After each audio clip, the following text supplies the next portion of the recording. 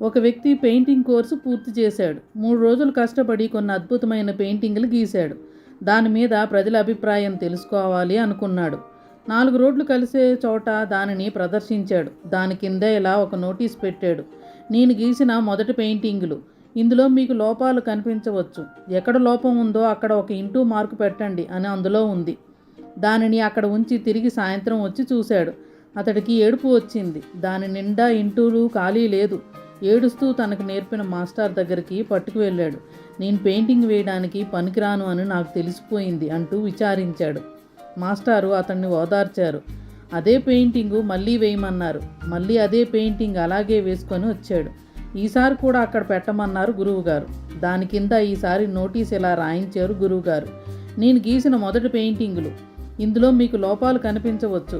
ఎక్కడ లోపం ఉందో అక్కడ కింద నేను పెట్టిన రంగులతో బ్రష్లతో దాన్ని సరిచేయండి అని ఆ నోటీసులో ఉంది. వారం రోజులైనా ఒక్కరూ దానిలో లోపాలను సరిచేయలేదు. ఎందుకు అలా జరిగింది? ఎదుటివాడిని విమర్శించడం చాలా తేలిక, సరిచేయడం చాలా కష్టం.